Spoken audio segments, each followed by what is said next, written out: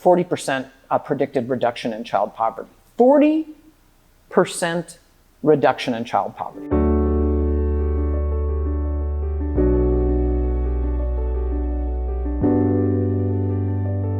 I'm Hilary Hoynes. I'm a professor of economics and public policy at the University of California, Berkeley.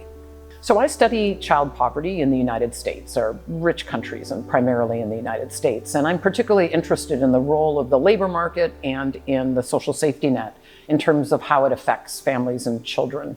Well, what could be much more important than trying to communicate that children are an important asset in our economy, and that providing more assistance for children is an investment in those children and in our society. The OECD data shows incredibly clearly that the United States is an outlier. We spend, I think Turkey is the only country in the data table from the OECD that includes more than 30 countries that spends less as a share of GDP on children and kind of family benefits for families with children.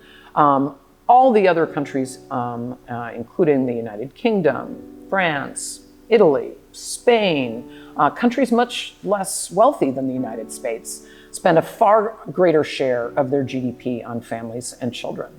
And what you see in that data is also the case that child poverty rates in the United States were an outlier there as well. And so we spend less and we get less for it. So the single program that brings the most children out of poverty in the United States is the Earned Income Tax Credit, and in particular, the tax credits together. The second most important anti-poverty program for children in the United States is SNAP, Supplemental Nutrition Assistance Program, which I think surprises most people, but both of those two are the biggest anti-poverty programs for children in the United States. The American Rescue Plan is the single biggest piece of legislation that moved the needle on these investments for children in my lifetime, and possibly the biggest thing since the origination of our social safety net in the 1935 Social Security Act.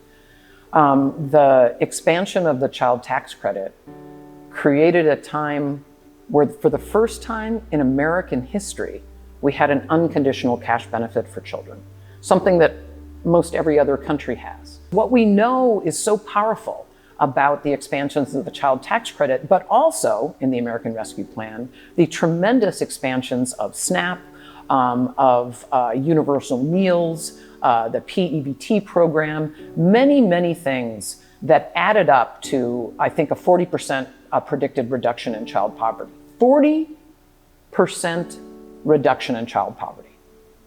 There's nothing else that has ever come close to doing that in any one policy that I know of. The importance of trusting families to have the flexibility means having more resources that are cash and unconditional. And so the child tax credit is so important because of that.